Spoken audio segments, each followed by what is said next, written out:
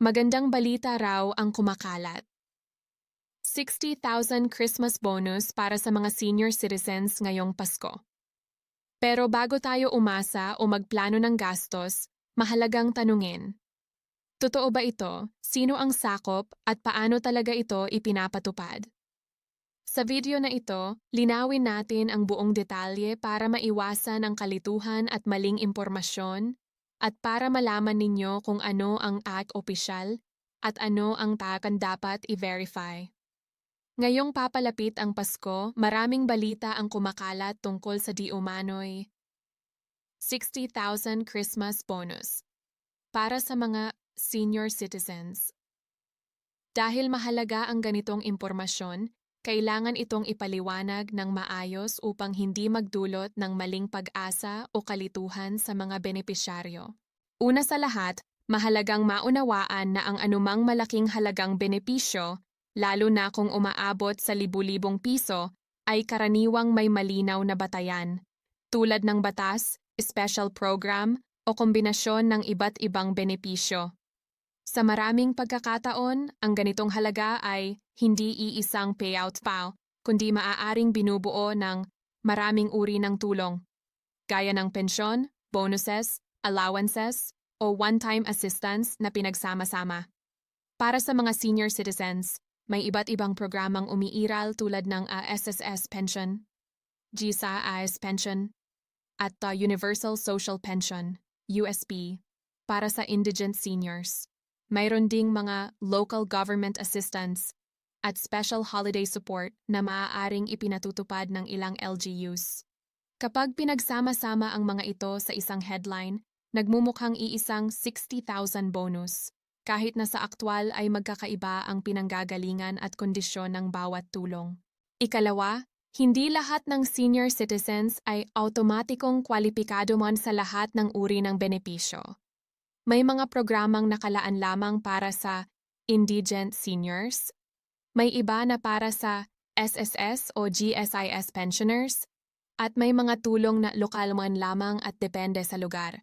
Kaya napakahalaga na malaman kung aalin ang sakop ninyo man at alin ang hindi.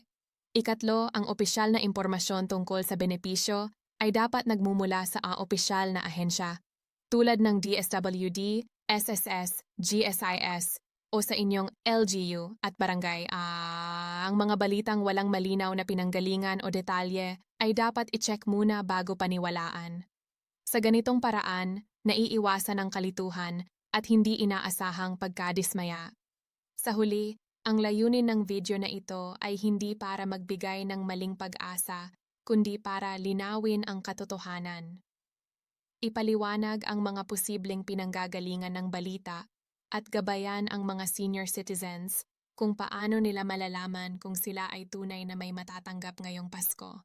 Sa susunod na bahagi, tatalakayin natin kung sino ang posibleng sakop war, ano ang mga kondisyon, at paano ninyo may verify you ang impormasyong ito sa opisyal na paraan.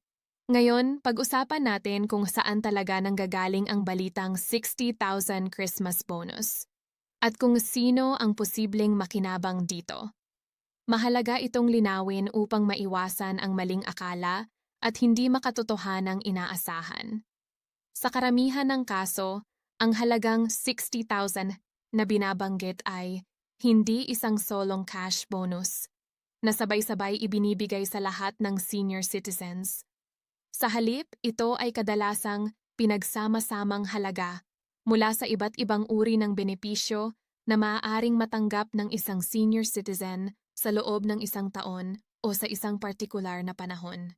Halimbawa, may mga senior citizens na tumatanggap ng regular monthly pension rate mula sa SSS o GSIS. Mayroon ding mga indigent seniors na nakakatanggap ng Universal Social Pension, USP, mula sa DSWD. Bukod pa rito, may ilang local government units, LGUs, na nagbibigay ng one-time cash assistance, anniversary gifts, o holiday aid tuwing Pasko. Kapag pinagsama-sama ang mga halagang ito, doon nagmumula ang headline na tila isang malaking Christmas bonus. Mahalaga ring tandaan na hindi pare-pareho ang sitwasyon ng bawat senior citizen. Ang matatanggap ng isang SSS pensioner ay maaaring iba sa matatanggap ng isang USP beneficiary. May mga senior citizens na may parehong national at local benefits, habang ang iba naman ay may isa lamang o minsan ay wala pa. Isa pang mahalagang punto ay ang e-eligibility. Ang ilang tulong ay para lamang sa indigent senior citizens, walang natatanggap na regular pension, nakarehistro at validated ng barangay or LGU. Kung hindi pasok sa mga kondisyong ito, maaaring hindi kasama sa ilang assistance programs, kahit senior citizen pa.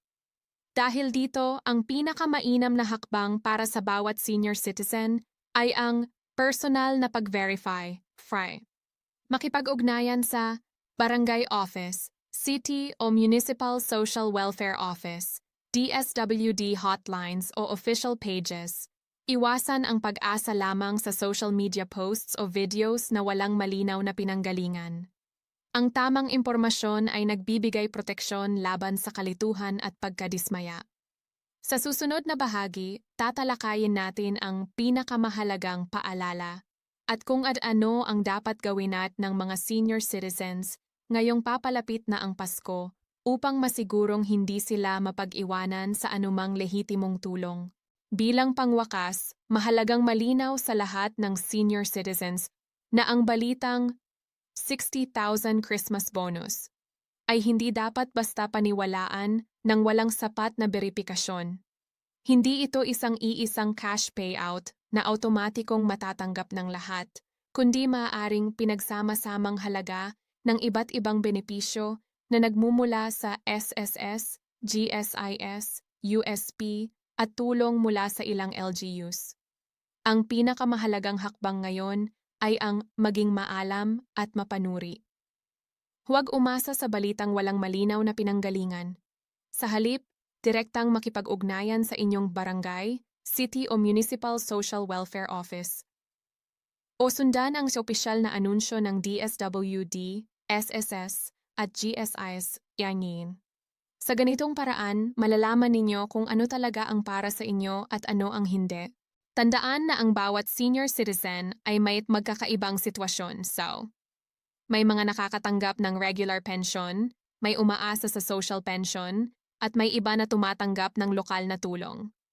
Ang mahalaga ay alam ninyo kung alin ang inyong karapatan at kung paano ninyo ito mapapangalagaan. Ngayong panahon ng Pasko, ang tunay na layunin ng mga programang ito ay ang magbigay ng agaan sa pang-araw-araw na buhay at kaunting ginhawa sa ating mga nakatatanda. Sa pamamagitan ng tamang kaalaman at wastong impormasyon, masisiguro ninyong ang anumang tulong na inilaan para sa inyo ay hindi masasayang at darating sa tamang paraan. Maraming salamat sa inyong pakikinig. Naway magsilbing gabay ang impormasyong ito upang kayo ay maging handa, panatag, at may malinaw na pag-unawa ngayong Pasko at sa mga darating pang araw.